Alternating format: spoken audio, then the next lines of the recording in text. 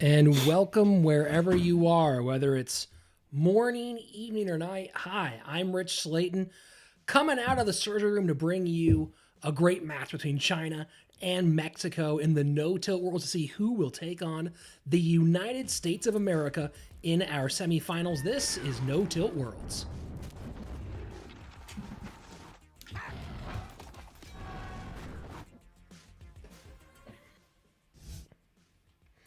And seeing what we looked at earlier today, the U.S. beating Italy, going all the way down to the wire.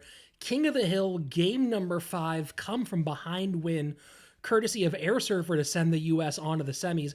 On the other side, maybe a mild upset, depending on who you ask. Colombia beating Portugal 2-0, and they are now in the semis, awaiting the victor of tomorrow's match between Argentina and South Korea. But right now, we have Mexico facing off against China. Guys, just so you know, if I look haggard right now, I had surgery a few days ago. I'm feeling pretty rough, but we needed an English cast, and I'm your guy, so here I am. And we're going to get through this. It's going to be a super fun match, especially because joining me on voice, multiple time CRL Pro, CCGS North American Champion, Oxlet on voice today for this match. Ox, welcome. I'm pretty excited about this one. How do you feel about this matchup between China and Mexico? Hey, what's up, guys? This is Oxlade. I'm super excited for this match. I think both these teams have definitely established themselves. Personally, I think Mexico is going to take it, but honestly, anything can happen. Yeah, we'll be looking at the lineups fairly soon. And, you know, those of you who are picking China ahead of this matchup might be in for a bit of a shock when you see the actual live lineups for today's match. Of course, 4 players active on each side. We'll see which team you think will come out on top once we actually look at those lineups, but a little bit different than you might be expecting. So here's the look so far, what we've had. Of course, you can see on the left-hand side, Colombia beating Portugal today. They are awaiting the winner of South Korea up against Argentina. On the other side now, China versus Mexico will decide who faces off against a Team USA that's looking very, very good. Ox, before we get into today's matchup, I don't know if you had a chance to watch Team USA earlier. Some people derided that lineup. What do you think about the Team USA lineup now that we're this far in the tournament? Yeah, I think the Team USA has really been killing it lately. I think the last match was insanely clutch. It looked like Air Surfer had a super rough start, and then he somehow brought it back and shocked the world. I don't think anyone thought he was going to come back from that. Here we go. Look at the prize pool. $30,000 total currently up for grabs. Half of that from NTWorlds, half of that supported by Supercell. So thank you very much to Supercell for contributing to that prize pool. Of course, I believe 14,000 goes to the number 1 to the first place team. The top 4 teams will all get paid out some sort of prize money, meaning that this is a money match between China and Mexico. And of course, there are $500 prizes for both the MVP, meaning best win rate over the entire tournament, and a fan MVP that you will be voting on later as we get closer to the end of this tournament. But right now, we still have 2 more semifinalists to be decided, one tonight and one tomorrow. Tonight, China facing off against Mexico, and Mexico had a fairly tough start, falling in their opening match and then got back together. And finally, it was Diego B who really clutched things up for Mexico and got them over the line and into the position where they are now. On the other side, China has barely stumbled on the route to this moment. Elsiop has been fantastic, winning 3 out of his 4 1v1 sets, and the one time he didn't win a 1v1 set, he swept King of the Hill. And of course, Hire and Solo Man have looked amazing in 2v2. The WEDGM duo that just took 2nd place at the CRL World Finals, continuing to be in top form here at No Tilt. Now, we've talked a lot, Oxlade, about how 2v2 is so critical, gets you a big jump out front. You've played 2v2 a fair bit in your experience in 2v2 and CRL. When you look at these 2v2 duos, it's been Hire and Solo Man for the Chinese side, and for Mexico, it's been Pompeo and Diego B. Do you see any side having a distinctive advantage here? I honestly think both the teams are pretty even. I think a lot of it will be up to team coordination and just really in it to win it. But yeah, I think it's really up in the air. I think either team can win. I think both of them have been doing phenomenal lately, and we'll just see what happens. It has been really, really great. And of course, as I said before, Mexico stumbling early, maybe a bit underprepared for their first match. That has not been the case since then. They've been getting great matchups, courtesy, of course, of their overall staff, including coached by EB7, Eric Benamou, coach of Team Liquid, the current defending CRL world champions. It is China versus Mexico, the last shot at making it in to the money round semifinals on the line between these two teams. Lineup should be coming in just a moment. Those of you asking when we start should be starting here in just a few seconds. They are still giving instructions to the players in the clans. So here, look at this. And this is the thing I thought might surprise you viewers. Elsiop not in the lineup for China tonight. Mang, Solo Man Hire, and AUK or Aurora, the fall 2018 CRL China MVP, formerly of Nova, and LGD, I believe now going to be with TTG in the new season. Aurora stepping in, and I believe he'll be the 1v1 specialist for this set. Oxlade, how does that impact this Chinese side?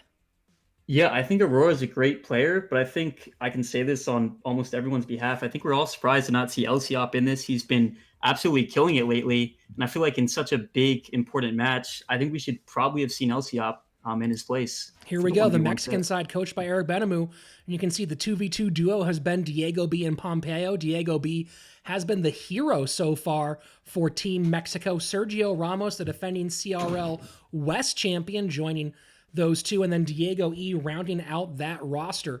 So we'll expect to see Diego B and Pompeo in the 2v2 and Sergio Ramos in the 1v1. We'll see how Diego E gets into the mix as time goes on. A few Mexican players we really haven't seen much of. Maybe a bit of a surprise. Darklight had a really good first part of the tournament. Have not seen him since earlier on.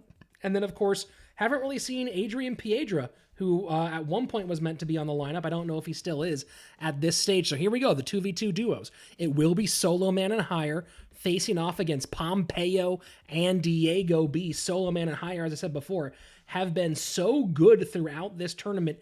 8-1 in games, 4-0 in sets. But across from them, another really, really good duo who is also 8-1 in games and 4-0 in sets. So pretty even so far in this season.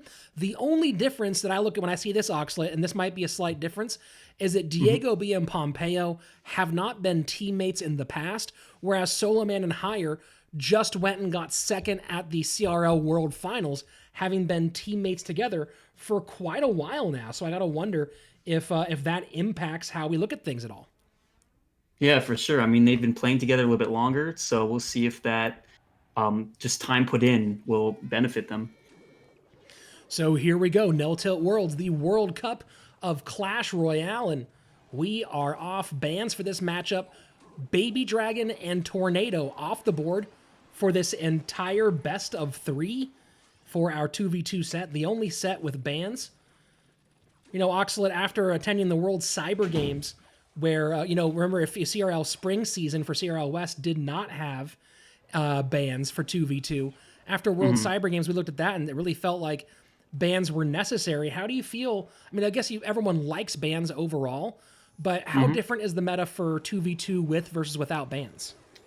I just think it adds a lot more skill to the meta because a lot more just goes into deck construction in general because you're trying to cater your deck to counter the card that's not in there. So I think it's a lot better for the game and makes it a lot more exciting to watch.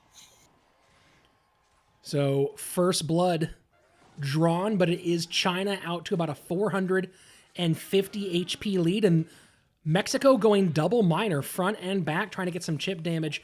But Dark Prince and Rascals pick it up, and now the Dark Prince behind the Rascal Boy, using him as a meat shield and moving forward. A little piercing damage from the Magic Archer, but not going to matter too much. This push getting in pretty darn close. Dark Goblin in the back, not quite able to get on Princess Tower. Stopped fairly well by the Mexican side, but the pressure still on by China. 1435 to 1474. Very close. And here we go. Second Goblin Barrel down from the Chinese side, met by Bats and Ice Spirit very, very quickly. And Miner into the left. Bats as well. But you have the Princess on the far side. Oxalate, we haven't seen a ton of bait in CRL, but so far in this tournament, bait has been popping up a fair bit, whether it's simply a log bait deck like this or whether it's log bait mixed with wall breakers.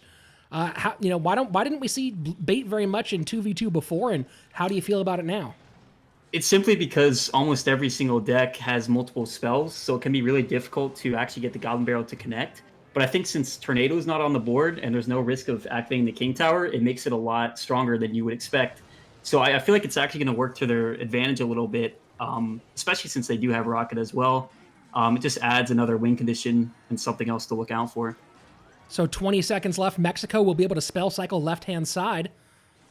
But the question is, will they have enough elixir for the battle on the right? And you can see now, China immediately putting pressure, knowing that Mexico has to spend at least a few more elixir, and that's going to be more than they'd hoped maybe. Instead of spending 4, spending 6 on that left-hand side. So now we move to the right, and China with a fairly massive elixir advantage, looking to put the pressure on. Now Giant Skeleton setting the line at the bridge, poison behind from China, trying to get that Musketeer off the board. The pressure has been relentless. Snowball comes in behind the Goblin Barrel, but not able to get much damage. Still, a minute 40 left, and it is China significantly ahead. Dark Prince with a nice catch, and look at that. A nice high Rascals expecting potentially to pick up the Magic Archer, doing a great job against the Mega Minion, and now it's China on the offensive. Rockets begin to fly. The question is, will they have enough elixir to defend? And plenty. Mega Minion, or Mega Knight, excuse me, comes on down and takes care of business. And now a pretty nasty counter push going the opposite direction for the Chinese side. Mega Knight at the bridge, holding Princess aggro, but the log comes in, wipes out one Goblin Barrel, cannot wipe out a second. 8:48 on the right-hand side with 1 minute left to play in sudden death overtime. Miner to the inside spot. Ice Spirit goes to the outside number 1 spot, does not pick it up. Miner in for Team Mexico, trying to get to the back, but they cannot seem to cause enough damage right now. A bit of piercing damage from the Magic Archer. That is massive, but Rocket is in, Poison is in. That's going to be it. GG, well played. China takes game number 1. Very, very well played for China. And Oxlet, correct me if I'm wrong, but it felt like at the end when Mexico was forced to spend that rocket on the left-hand side, that once they were behind an elixir, they were really never able to catch up. Yeah, it was just kind of a consistent like damage lead that China had, and it just allowed them to carry them to victory. So there you have it. China taking game number 1 and the bait deck working out. It seemed like Spell Cycle was a big part of it. Of course, some nice Miner play getting to the inside when Mexico was defending on the outside, but China taking the all-important game number 1 of 2v2. And of course, this 2v2 set, as all 2v2 sets, very important, but China operating without the wall, without the shield of Elsiop in 1v1, who has been so strong. AUK, though, still a very talented player, getting first place with Nova 2 seasons in a row, and of course, second and third place in back-to-back seasons with LGD in CRL China in 2019. Here we go, taking a look at the stats, courtesy of Stats Royale. You see China on the left and Mexico on the right, and it was a lot of Goblin Barrel pressure, not that much Princess play out of China. This is a kind of interesting bait deck here, Oxley. What do you think about what we're looking at from China? Yeah, honestly, like they have very similar decks, except that China obviously has the double Goblin Barrel, and I think that really played to their advantage since Mexico only has 1 log, and so if they use that log, then they can just simply send in another barrel. So I think before Spell Cycle really started to escalate at the end, just getting consistently more chip with the barrel just helped down a lot. So game number 1 for China. 1 in hand. Of course, 1 more will win that set.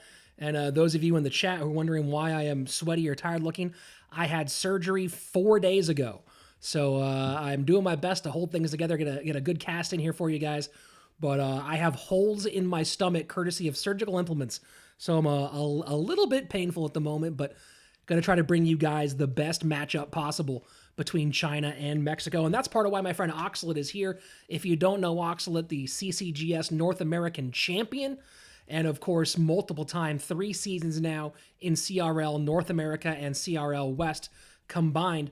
Ox, let's talk a little bit about your past competitive experience.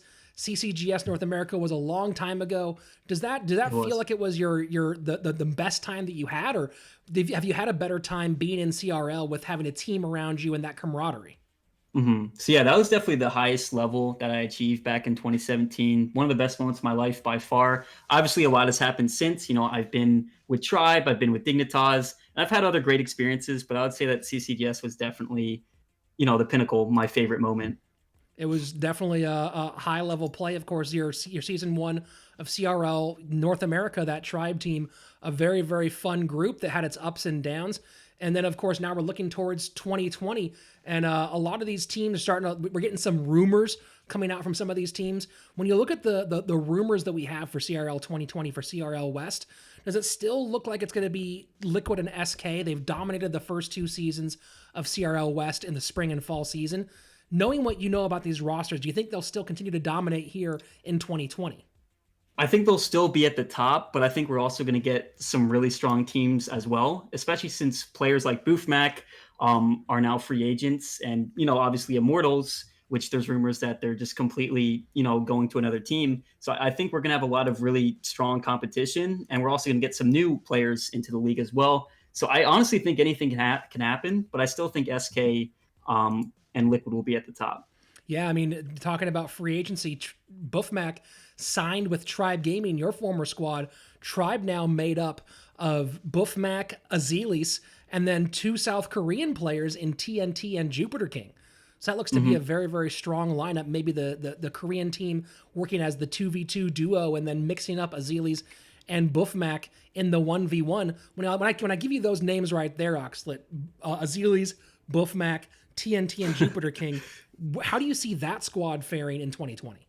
Yeah, I think they're going to kill it. I think Booth Mac and Azilius have already really proved themselves. Also TNT as well. And Jupiter King has been a phenomenal ladder player. So I think just having him in their squad is just, I think they're going to kill it. I think we've seen in the past, ladder players tend to do really well in competitive, Yeah, such that's an as, interesting question. I've been Lepockety and talking with England. coaches a bit lately. The most common question I get is, how do I compete in this? How do I be in CRL or in no tilt? I'm actually here's a spoiler alert. I'm working on a video with that question answered by a number of CRL coaches, and some highly value ladder for recruiting, and some find it to be less important. Where do you think of ladder as an indicator of the ability for competitive success? I think if you can consistently get to the top and show, because people will recognize, that's like the number one way to, get popularity is to consistently finish at the top of ladder. And I think if you continue to do that, people will start to recognize you and respect you. And then you can start getting into events like No Tilt, GG and Brenchong and things like that. It's probably the number one way to do it. So here we go. Mexico versus China. Game number 2. China with a game in hand. Mexico currently fighting from behind. And China looking like they're going minor wall breakers. Still loving that Mega Knight. Mexico, interesting wrinkle here, bringing out it's a Oh, giant skeleton balloon deck with Royal Recruits, which we saw a Royal Recruits 2v2 meta in response to the Fishermen last summer. But Royal Recruits here in 2v2, we've seen it a fair bit. Oxalate, your thoughts on Royal Recruits overall? Oh, hold on. A missed rocket. Rage, freeze. Mexico taking the tower on the right-hand side. The obligatory Chief Pat reference incoming. A missed rocket totally throws the game for China. And with almost no damage on their towers, Mexico now can pretty much sit back and play defense. that's so unfortunate. They definitely had that defense, but these moments they get to you. It's a very stressful situation, and it happens. So we were talking about the Royal Recruits, where you think they fit, how they are. We don't see them much in 1v1 anymore. We saw them for a minute. I think they're viable. I don't think they're the strongest card in the game, but I think as a surprise factor in itself, they're definitely viable and good to bring around every now and then. So here we go. 4 to the left, 2 to the right. Team USA has to hold on for 35 seconds. Seems like that's more likely than not, but any sort of mistake can happen. Not a very fast damage deck here from China. They can pour on the spell damage late, but this is not the kind of deck that just suddenly takes your tower most of the time. Now trying to load up right-hand side, miner onto the tower, getting it to maybe just around 1,000 HP, but that's going to be GG, well played. Mexico taking advantage of the opportunity. A missed rocket by China. Not the biggest throw we've seen today in 2v2, but certainly a rough one. Oxlet, were you watching earlier today in the Portugal-Colombia match? I actually did not see that match. No. Well, Portugal had game number 1 in hand. Game number 2, they came out and they ran double Elixir Golem. So this is the first time we've actually had a 2v2 expert on the channel, on the stream during one of our shows to talk about this one. Do you think the Elixir Golem has any place in 2v2? I'm gonna be honest. I think it's like technically viable, like most things in the game, but especially in TV2 where you just have a lot more elixir collectively with your teammate. I think it just puts you at a disadvantage, especially with how prevalent bomb tower is in this meta. Yeah, that was a rough one. And then they opened up game number 3. Carter was surmising it might have been a miscommunication, but they double dropped Golem to open in opposite lanes. They I saw split that. lane Golem drop. And that did not work out very well. Portugal, my sleeper pick in this tournament, going out in the quarterfinals. Colombia moving on, so congrats to that Colombian side, of course. But here we are, 1 game each side for China and Mexico in this 2v2. We've seen decent deck variants so far, but unclear what they'll come out with in game number 3. Now, Ox, you tended to run a lot of Lava Hound in 2v2. Tell me what Mhm. goes in. How much harder is it to create deck variants in 2v2 compared to 1v1? 2v2 in general is just a lot harder to practice because you need to find other teams that are really good at the game. Otherwise, you're not going to get better. You're obviously not going to get better by just playing the 2v2 ladder system they currently have in the game, where it just matches you against random opponents. So I think it really helps a lot to have other people on your team who are also really good at 2v2, because a lot goes into it. You have to recognize what you think your opponent's going to play. You have to make sure your decks synergize with each other and just play test it over and over again. Yeah, it does create some extra challenges, some extra barriers. Looking at our stats, courtesy of Stats Royale, if you want to know what your next chest is going to be, go to Stats Royale because they will tell you. China getting the loss this time around. It was all it took was really one balloon. You see, not much played by Mexico.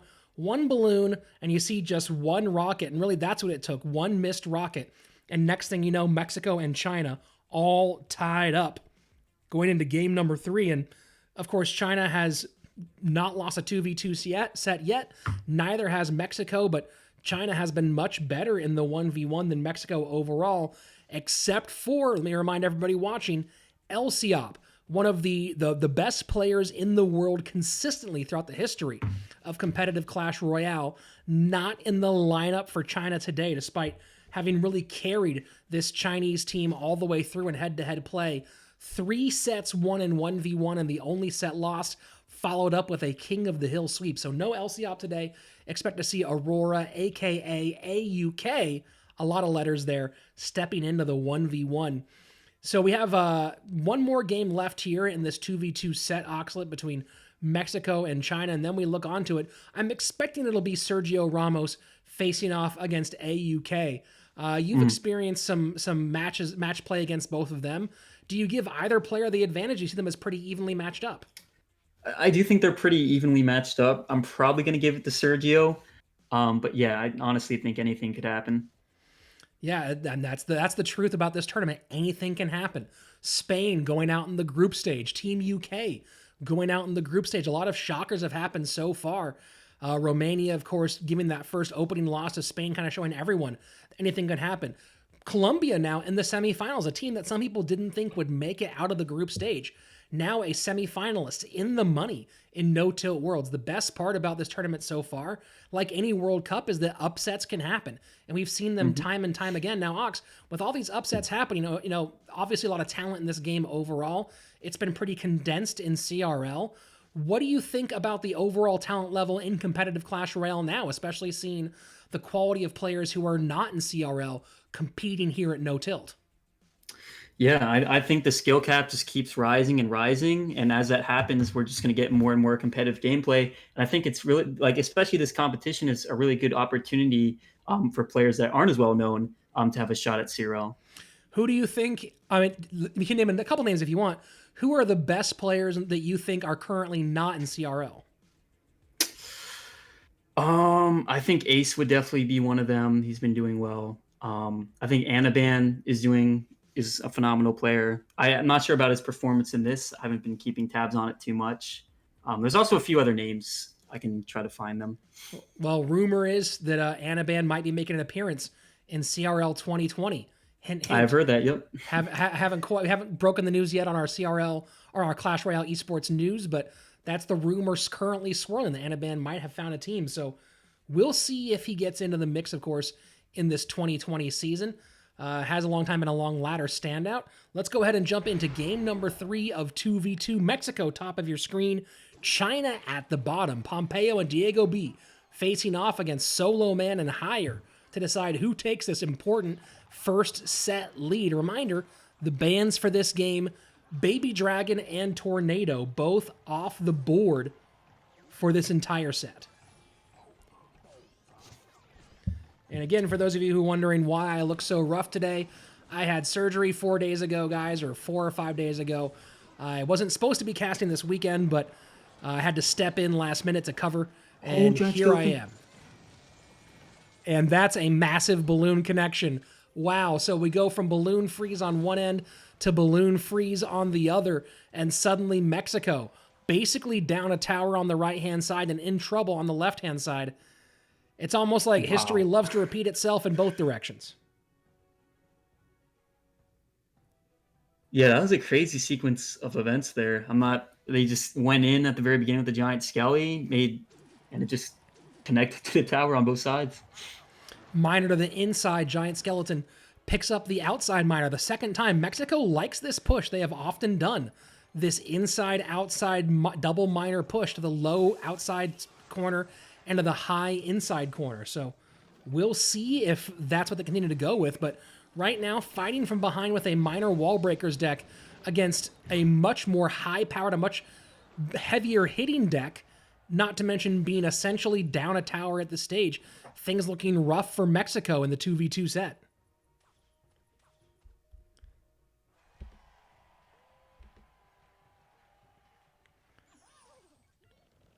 Yeah, this is going to be extremely hard to come back from.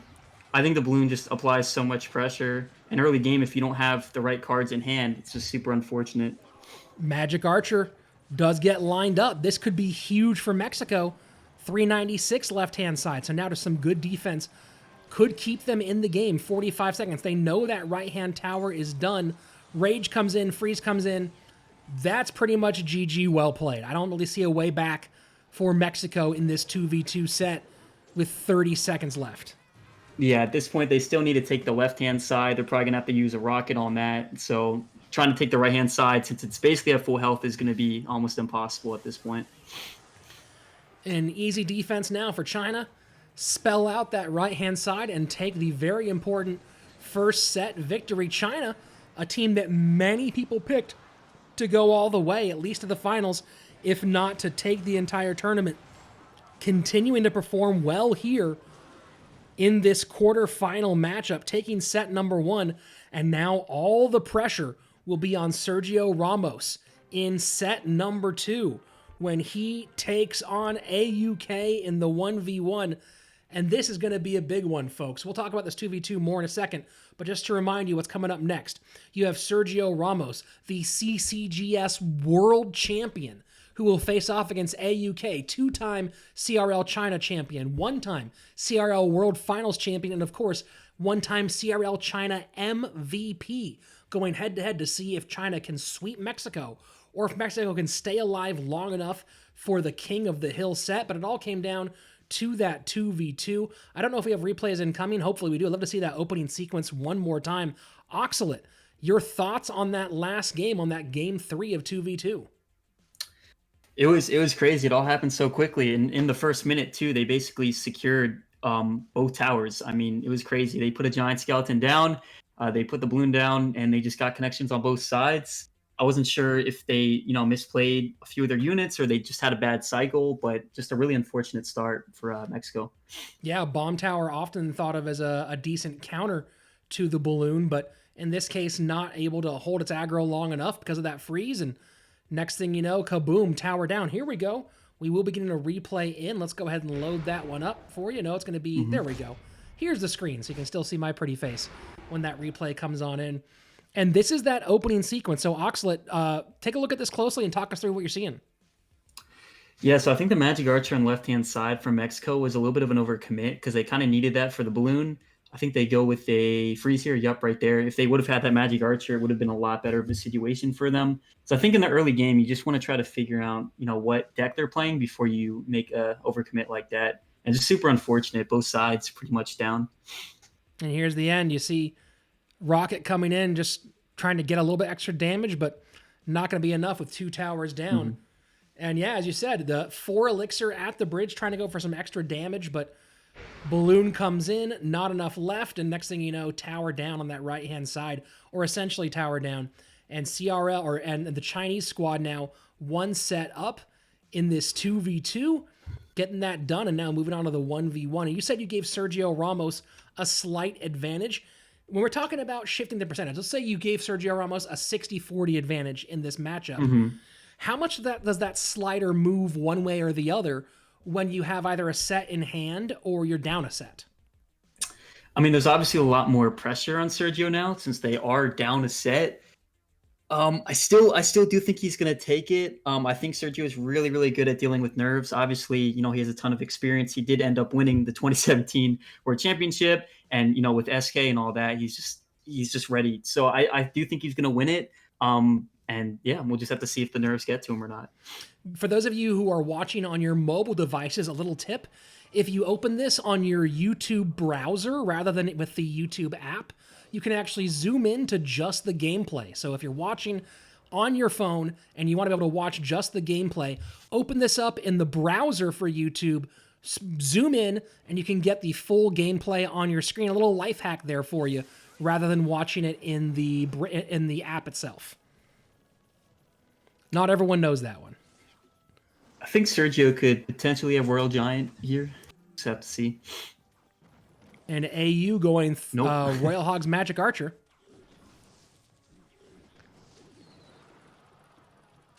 So Sergio Ramos showing a minor. Could be potentially Lava Hound, an off-meta Lava Hound deck. Well, if it does turn out to be Lava Hound, he'll be happy to put the bomb tower in this slightly off-meta Lava Hound deck, facing off against these Royal Hogs. Hopefully he does. AUK has, of course, like I said, a long and storied history in Clash Royale overall. Of course, Sergio Ramos, AUK's former teammate at Nova. So these two did both spend the first 2 seasons of CRL in 2018 as part of Nova Esports. And there you go. Called it. It's going to be Lava Minor. Looks like Sergio got a really good read on him, because otherwise you probably wouldn't play Bomb Tower inside of that deck. Yeah, someone give the Team Mexico analyst a bit of a raise. Bomb Tower and Fireball, both in the mix here for this Lava Minor deck. Maybe the Minor comes into the E-Wiz here. And Barbarians as well, which is super helpful against the Mini P.E.K.K.A. and Mega Knight. And the Minor does come in late, trying to stay off long enough to get the Mini P.E.K.K.A. away, but unfortunately for Sergio Ramos, the Mini P.E.K.K.A. does take it out. Fireball does get the Magic Archer off the board. So far, Sergio Ramos, 2 minutes of gameplay, pitching a complete shutout. This, as you might have said, Ox, I don't know if you use this word, but this feels like a total snipe against AUK. It really does. I mean, he's just going to have to hope that the Barbarians die quickly and he can maybe get a connection here. Mini P.E.K.K.A. is a really strong card, but still, Sergio just has a lot of ground units in response to it. Mega Knight does not get a leap, but does get a hit on the tower. Second Mega Knight down on the left-hand side for AUK. Oh, Barbs come down just a little bit late. The Mega Knight jumps in that. This could actually be potentially game. Just putting his Barbarians down just a second too late. Wow.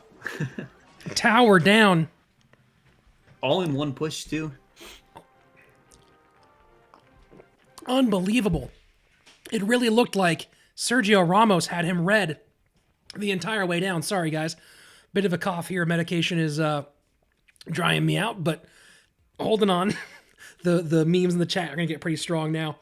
There you go. AUK suddenly turning around. Oxla, I had to look away for a second as I was trying to find water. Can you talk us through what you saw there at the end? Yeah, so basically he used his Fireball, and he didn't have his Fireball in response to the Electro Wizard and the Magic Archer, and he just started growing a push. And then the most crucial thing that I think happened is, I don't know if Sergio didn't have quite enough Elixir, but he played his Barbs a second too late, so the Mega Knight jumped and almost one-shotted them, allowing pretty much everything to get on the tower there. And you can play a game, you can play a snipe perfectly for almost 3 minutes, but as we saw right there, one small slip up can absolutely change everything in a moment. What looked like a game for Mexico suddenly falls away in moments, and China now 1 game away from taking the win and putting Mexico home in a very quick and clean sweep. Not where Mexico planned to be, of course. Mexico, the home of this tournament, it's being filmed in the main studio in Mexico City. They had hoped to be able to show the next matchup on television in Mexico, but we'll see. First thing that has to happen is the Mexican side has to get a win here. So first, let's go take a look at this replay. And this was the moment. Untouched towers. Ox, talk us through the action. Yeah, so right here, I'm not sure if he had Fireball and Psycho, but I think he probably should have used Fireball and then put Barbs down afterwards. Even though he would have taken a lot of damage from that, I think it would have been a lot better because as you can see here, he didn't quite have enough Elixir for the Barbs right away, and that basically rendered them useless. And then everything just connects. I mean, it's kind of a downhill spiral. Completely out of elixir, and there you have it. So you can see the cascading effect in a game where one move affects the next move, and that's how Clash Royale is played. So Mexico looked like they had it all sewn up, at least in game number 1 of this 1v1 set. Now suddenly back to the wall. Sergio Ramos has to win 2 in a row just to keep their hopes alive. And then, if they can do that, it goes to the King of the Hill set where so far China has been phenomenal, but don't forget, same thing for Mexico. Diego B has been the hero in King of the Hill so far for the Mexican side. Will he have another shot to do that today? Or will Sergio Ramos fall to AUK, to the former CRL China MVP, in a 2-game sweep in our 1v1? We'll have that in just a moment. Just a reminder of where we are in this tournament. Right now, we do have 2 semifinalists. The winner of this will go on and face Team USA on the right-hand side of the bracket. So a lot on the line. Of course, the winner of this match does make it into the money, get part of that $30,000 prize pool. So we'll also be seeing one of these 2 teams walk home empty-handed at the end of this match. Looking like Sergio could potentially have Elixir Golem. Thinking Aurora probably has Balloon. Yeah, looking a lot like that Minor Muscaloon deck. Bomb Tower really is And everywhere right now.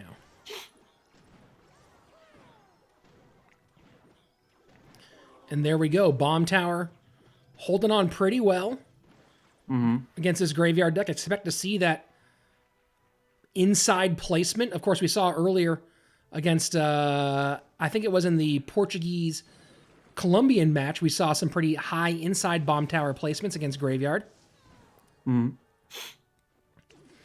Battle Healer seems like such a strange card to get mixed in to a Graveyard deck. What makes Battle Healer work in this Graveyard construction?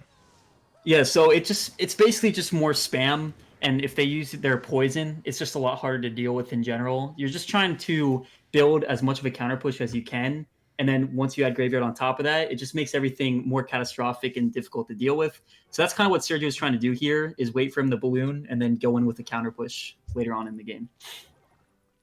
First minute 45 away. And again, it's Sergio Ramos after the lead, but we saw that did not work well for him last time. And here you go. The further inside Bomb Tower. Now that AU knows he's against that Graveyard deck, getting that Bomb Tower right in there, tucked up close to his Princess Tower left-hand side still, eating a fair bit of damage. This is where AUK is probably going to start going a lot more aggressive and trying to get positive trades here. Assuming he does have Balloon, which yep, there it is. Minor Loon to the right-hand side. Bomb Tower also placed pretty tight to the inside. No mistakes wanted here, and want to make sure they can get that death damage on the Balloon. Oh, not a connection. Very, very close, and you can see Sergio Ramos leaking some Elixir, maybe watching that play a little bit too long. Guessing he'll go with Balloon here. There it is. Minor maybe trying to predict an E-Wiz up high. E-Wizard, most likely, yep. This should not connect.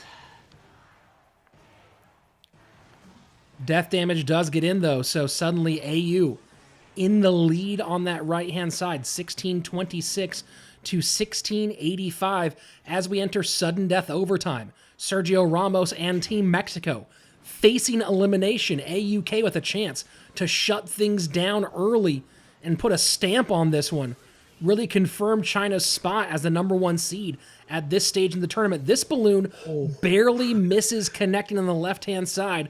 Death damage in, and now Graveyard opposite direction for Sergio Ramos, the CCGS world champion, trying to get back that damage lead, and he does, and then some, down to 960 on the left-hand side, 933 in the end. So now a minute 20 left, and it's a battle of deciding where will this match take place? Will it take place on that bottom left-hand tower or on the top right-hand tower? Who can impose their will at this stage in the game? Really nice block here from AUK. So Graveyard does not have a tank. If that Musketeer can stay alive, which I don't think it will. See, it's really tough for AUK to cycle into the right-hand side since Sergio keeps cycling air defense units in that side. So he's trying to switch lanes to whatever side. But it's definitely not looking good. And all the way back to an E-Wiz here. Triple Elixir, that defense going to be there pretty consistently, and now poisoned down offensively, getting the Musketeer off the board and some more chip damage. Onto the left-hand side, Balloon in, Snowball in, right-hand lane. One connection could change everything. Baby Dragon does just enough. 12:08 right-hand side, 4:49 left-hand side, 25 seconds left.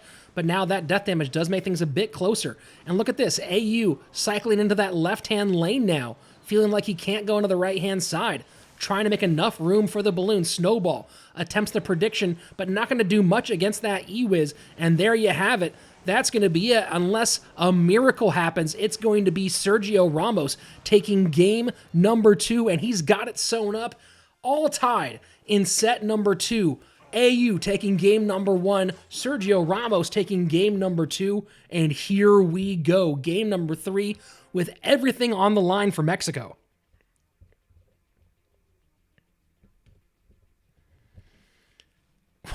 Well, that was a heck of a matchup. Oxlade, it really felt like Sergio Ramos had the matchup advantage here, especially as we got deeper and deeper into double and then triple elixir time. Where would you rate that matchup-wise between those two? Yeah, I would give it probably a 60-40 matchup for Sergio Ramos, just because he just has a lot of answers. The one thing that AUK has going for him is he has a really fast cycle. But usually if AUK is going to win the game, he's probably going to get most of his damage in single elixir, because that's where he can really outcycle, try to get a good loon connection early in the game. But as we saw, that just wasn't able to happen. So Sergio was just able to get more consistent damage. Is there any point in a matchup like that where you're having trouble getting Balloon on the tower where you start switching to focus on minor chip? Can you say that again? Is there any point in a matchup like that where you're having difficulty getting Balloon on tower where you start switching to minor chip, or is the death damage worth it on its own? Yeah, so most of the time, especially in double elixir, when they just have more elixir, it's going to be really tough to get that balloon connection. So most of it really is minor chips. Every now and then you might be able to get some death damage. But other from that, you basically just use your balloon as a tank, throw the miner down, throw the snowball down, try to get some damage. And that's really all you can do in double elixir for the most part. It's very difficult to outcycle. Seeing a mobile Matt sighting, Matt Rutledge of Complexity Esports in the chat right now. If you're someone looking for opportunities to play in competitive Clash Royale, but you're not currently in the pro scene, the mobile Matt, follow him on Twitter, creates a bunch of cool opportunities for semi-pro players to get in the mix and get a chance to prove themselves and be seen, including the Clash Contender Series, which has produced a lot of players who've done very, very well so far in this No-Tilt Worlds tournament. Shout out to our friend Matt in the chat. Here we go. Game number 3. Sergio Ramos, top of your screen. AU, bottom of your screen. 1-1. All of it decided right now. Will we see King of the Hill, or does it all end for Mexico right here, right now? Looking like Sergio could be playing the same deck here. And AUK looks like it could potentially be Pigs. He had these two cards in that first Royal Hogs deck. And he had the Mega Knight as well, so maybe AUK going back to what worked so well in game number 1.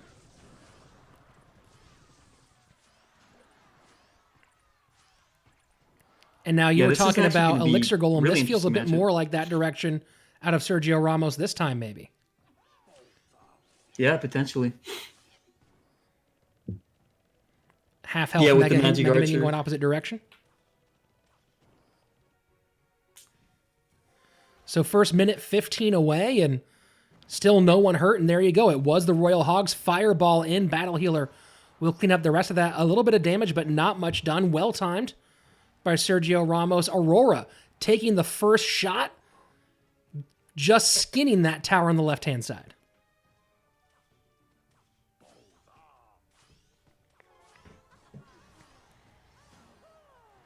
So as it gets deeper and deeper, any ideas here on what Sergio Ramos is running?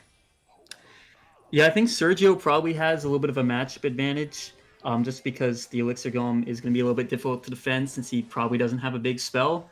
So I think AUK is just trying to get some early damage here, and we'll see if he can do that. And look at those bats, keeping not only damage on the Magic Archer of AU, but also keeping the Magic Archer distracted and not putting any onto Sergio Ramos's side. So here we go. Piggy's in one more time. Bandit and Night Witch and Magic Archer, so choosing to hold back on a Fireball in this case and now. Is this when you pull the trigger? Choosing not to. Sergio Ramos really keeping this one close to his chest. I'm pretty sure he actually has Ram Rider, not Elixir Golem, since he does have the Bandit. Oh, there we go. Well, that would explain why he didn't throw anything in front. And here we go, still getting some good bridge winning, but can he actually get on tower? And that, oh my gosh. Ewiz comes in at the end, all that work and unable to get on tower. Well, now that we're thinking that it's Ram Rider, does that change the math for you a bit here? Yeah, I mean, this changes everything. The fact that he doesn't have Elixir Golem. It's going to be very, very difficult to get through, especially since he has the Mega Knight to deal with all the Swarm, and then the Mini P.E.K.K.A. as well. Mega Knight, Mini P.E.K.K.A., and of course, Ewiz for a little extra stun. And here we go. 9 Elixir to the right-hand side. Royal Hogs, Mini P.E.K.K.A. Just trying to put hurt on that tower on the right-hand lane. They will get taken care of. And slightly ahead on Elixir is Sergio Ramos, but way behind on damage as we enter into sudden death overtime.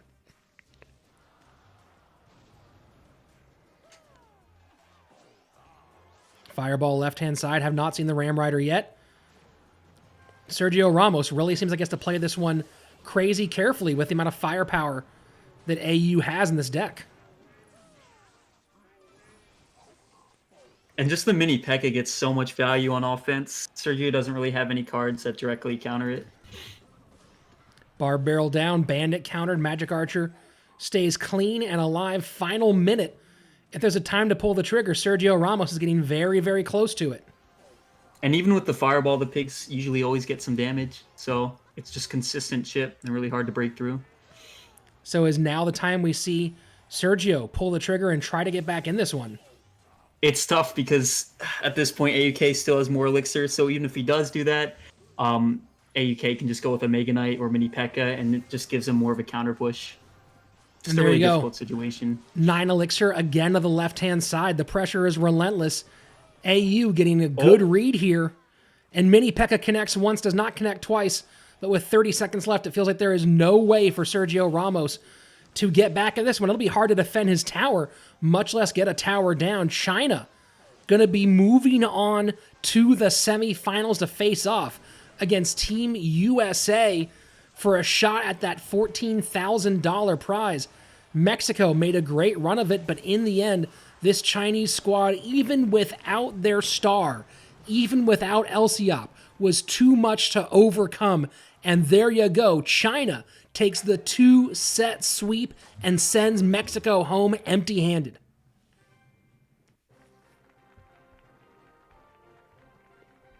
What a performance this has been by China throughout the tournament. They have dropped, I believe, 1 set this entire tournament. 1-1v1 set that Elsiop lost, which he followed up with a King of the Hill sweep. Other than that, China has been almost perfect throughout this entire event. And considering the year that China had between an embarrassing performance at the World Cyber Games and then the Nova going down early in CRL World Finals and WEDGM losing a fairly... they made it competitive, but losing pretty handily to Liquid in the finals of that CRL World Championship. China now suddenly putting those two squads together. Players from Nova mixed with players from WEDGM, sprinkle some LGD, now TTG on top of AUK. That's a lot of letters. And now China suddenly 1 win away from making the finals of No Tilt Worlds. Oxlet, we talked about the matchup in game number 2. Was this even worse here in terms of a matchup imbalance for AUK in game number 3?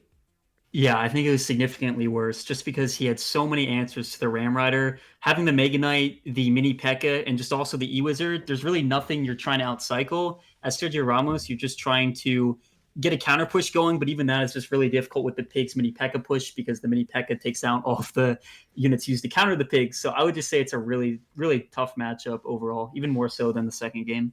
Looking at the deck that was run by Sergio Ramos there, Do you feel like maybe he thought AU would go back to balloon one more time?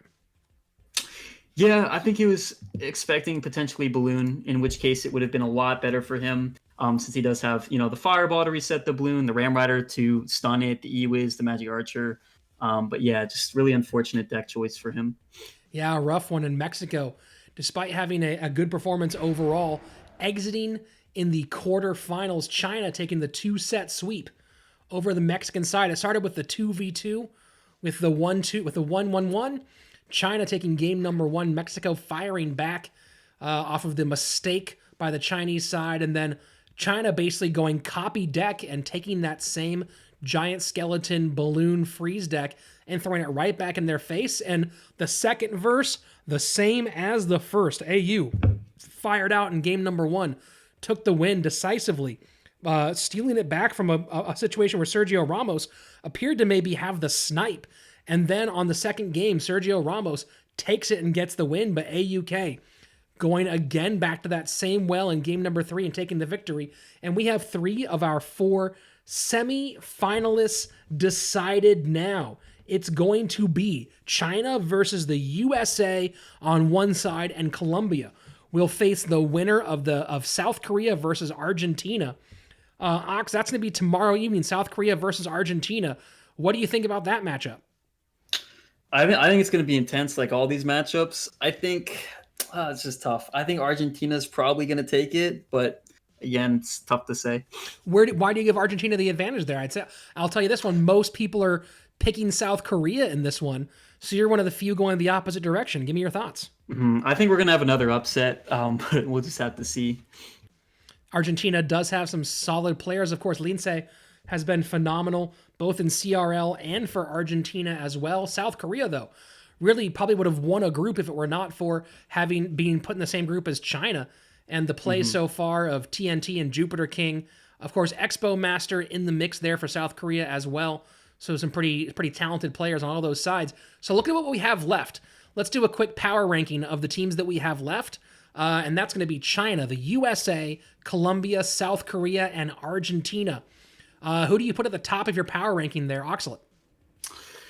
I would say USA and China are definitely at the very top. Especially China has just been, that was a super dominating performance by them. So I'd definitely put them at the top. And the other teams I think are more of a scramble. Yeah, a bit of a mix-up there. So could we be choosing the winner on the right-hand side of the bracket, the winner of China versus the United States of America, a classic I think matchup the US of world is going to powers? take it. Maybe I'm a little biased, but I think we got what it takes. Yeah, Team USA has looked very, very good. A lot of people were kind of critical of that lineup early on, but they got through the group stage effectively, and then here they are now in the semifinals. Tell me your thought. People were a little critical of that roster, but I thought, acquitted himself very well. And of course, Bag has had a tremendous 2019 into 2020. Give me your little insight on Team USA's roster. Yeah, I think a lot of people didn't recognize how good Bag was. Bag hasn't really, been in everything competitively, but then with, the Brenshaw Cup with an outstanding performance and he's always constantly playing ladder. I think he's just been absolutely killing it and is definitely one of the best players in the game to look out for. Yeah, Bag will not be in CRL in the spring season, but the rumor that I've heard is that he had 5 CRL offers, but his parents making him focus on school for at least one more semester. So yeah, he's still young. He's only 16, so it's difficult for him. A young but very talented player, absolutely. So Bag's been a big part of that, and of course, mixing Akrat back into the 2v2. I'm personally a big fan of AC, and I like seeing him and RF play together. How do you feel with those two guys back together as we face off against China? Yeah, they've been playing forever now, since the beginning of CRL, so they have a ton of experience, just as much as like any team has, since they've been practicing with each other for so long, and they've been showing it. They've been killing it lately. So I think they should stick with that duo, and we're in for a good run, I think. That's the hope. Everyone, thank you very much for joining us. And my friend here, Oxalate, for joining us as well on chat. Ox, where can everyone find you on the social medias, the interwebs, and such? Yeah, you can find me at Oxalate_gaming on Twitter, YouTube, Twitch. I stream almost every day on Twitch. That's probably the platform I'm most consistent on. So feel free to check me out.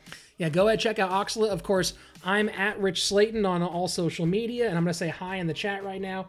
If you want to, go ahead, give me a sub, as well as subbing to the No Tilt Worlds page here. If you sub the No Tilt, you'll be sure to be notified about the upcoming matches for our semifinal tomorrow, and of course, or our quarterfinal tomorrow, and then our semifinals and finals, and of course, youtube.com/Rich Slayton for me to check out things like my esports news, Inside the Play, and other fun stuff. That's it for us. Thank you very much for joining. It's been a lot of fun. I'm going to go rest up and hopefully be back a little bit more powerful tomorrow evening as I continue to heal up from this fun surgery. Thank you to the well-wishers in chat. We will see you tomorrow back here at No Tilt Worlds.